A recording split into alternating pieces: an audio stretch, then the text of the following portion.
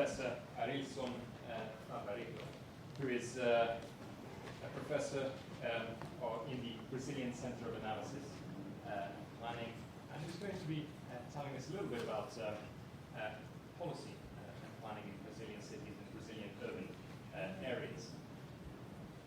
Are you okay with the presentation? Yes.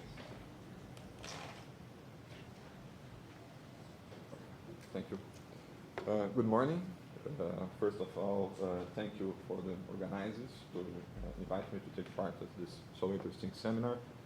And my apologies because, as you can see, my English is very, very poor.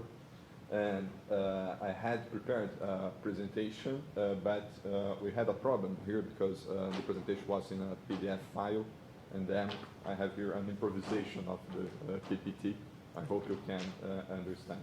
Well, the title proposed by the organizers for this presentation is The Case of Brazil, Public Services and the Middle Class. I'd like to begin with a big picture. Brazilian reality is known as a successful case during the last decade because we have some good indicators in this last decade. Our GDP has increased 3.6% per year. We have experienced poverty reduction of around 32%.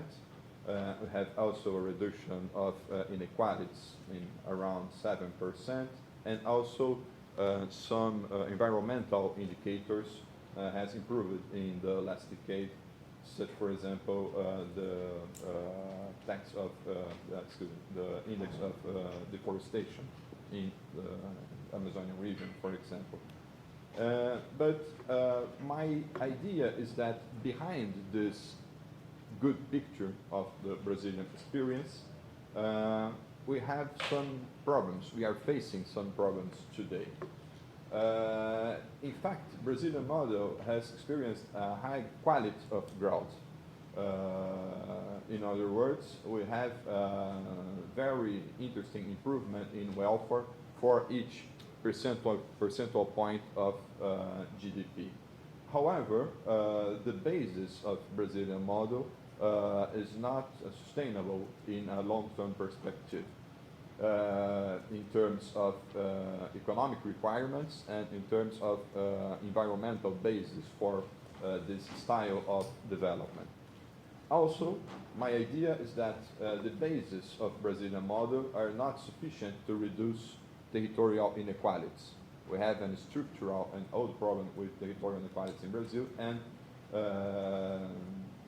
this problem remains in spite of our success in the last decade. And the last idea is that we could establish two axes for a new agenda.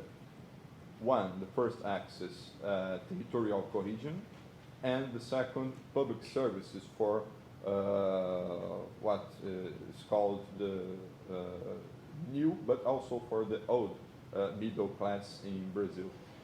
To support these ideas, I'd like to show you some maps to illustrate these ideas.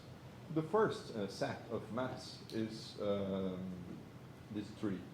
The first map here,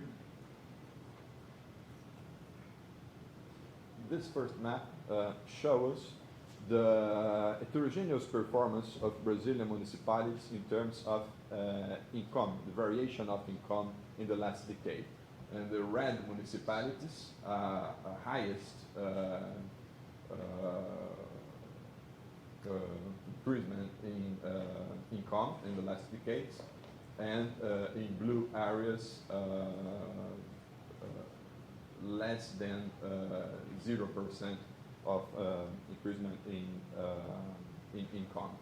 The second map shows us the situation of poverty.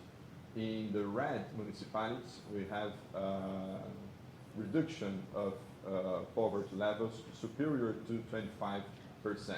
As you can see, the situation in terms of poverty reduction is better than our situations in the last decade comparing to income. And the last map shows the situation about the evolution of inequalities. And here, as you can see, we have also positive situation in almost all the country, but with the concentration of the best indicators in the center and in the south of Brazil, exactly the richest regions in Brazil. This map shows us that behind the general good indicators, we have a strong heterogeneity, special heterogeneity in the manifestation of the indicators. This map, the map of the Human Development Index, is also a demonstration of the good evolution and also the remaining of the territorial inequalities in Brazil. This is the situation of the Human Development Index in 1991, and this is the situation of the Human Development Index in the Brazilian municipalities three years ago. A good situation in São Paulo and certain areas of Brazilian southern and the center, but the remaining of dedicated situation in Brazilian northeast and in Amazonian region. This is the map of the inequality, the map of income levels 3 years ago. Also a concentration in São Paulo, the Brazilian southern and the center, and a very, very difficult situation in northeast and Amazonia. The same we can see with the indicators of literacy. Good levels in São Paulo, Brazilian southern and center, and the remaining problem in Amazonia and Brazilian northeast. And last, the same situation with the access to improved water sources and sanity. This set of maps shows a picture. Yes, I am simplifying, but a picture of, we had a very good evolution of indicators in the last decade, but a serious problem with territorial inequalities. In certain measure, this situation is due to the drivers of Brazilian model in the last decade. I could say that our style of development is based on two main drivers. By one side, exportations. We have in the recent years an increase in foreign demand, but with this foreign demand, we have a movement of primarization and commoditization of our economy. And also, it represents a model, an intensive model in natural resources. The second driver of Brazilian model is the internal market. Concerning this, it's important to underline the role of the state, mainly in two directions, with the programs of infrastructure and also with the social programs. One second element of the increasing of our internal marketing is the expansion of employment and increasing of the minimum wage. The third one is the credit, and the fourth is the cash transfers via social programs.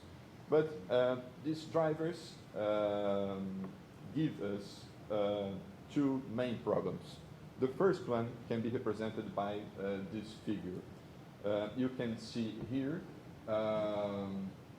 the increasing participation of basic products, commodities mainly, to illustrate this movement of primarization in the Brazilian economy. In contrast, manufactured and semi-manufactured products is losing participation in Brazilian exportations. And the other problem is that one. We have a big part of our territory depending on cash transfers for from the federal government.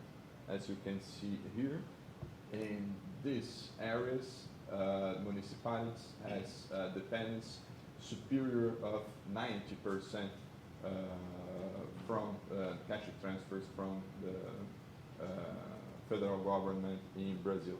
Only certain areas like São Paulo, south of Minas Gerais, in the center and southern areas in Brazil,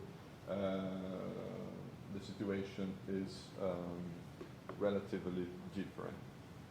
Well, what are our challenges in this context, in this situation? By one side, in the last decade, we had experienced a situation of a strongest internal market based on the consumption of individual goods. But this situation experienced in the last decade is in the limits. Maybe you saw in some months ago we had some protests, public protests in Brazil. This is a signal of the limits of this model and a limit of this expansion of the individual consumption of goods. For some people, this is not a problem. For some researchers in Brazil, we have our main comparative advantage would be exactly situated in the primary sector, because according to these people, we can produce electronic devices or manufactured in all the world, but we can produce soybean or petroleum anyway. I'm not agree with this idea. For other researchers, we need to move from the consumption of individual goods to the potential consumption by the releasing of education, health, or the housing spending. This is one first challenge, to move the style of consumption from one situation to another. The second challenge is we need to abandon the risks of primarize our economy in direction to explore a potential for a new cycle of innovation based on what we can call a new economy, mainly based on information and new forms of use of our base, or natural base, or natural resources.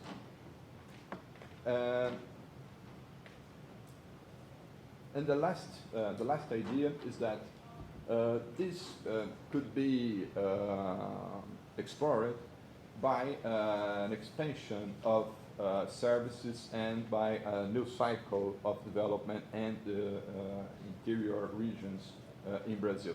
This is the idea. If we can move from the actual style of development for another one main axis could be to promote, to prioritize the promotion of development in the non-metropolitan areas in Brazil, because the favorable relative costs could make effective to reverse regional inequalities and also to increase the levels of welfare of this population. I think this is the main ideas. As I have all 15 minutes, I think this is the key message I'd like to speak. Thank you. I'm sorry for torturing you with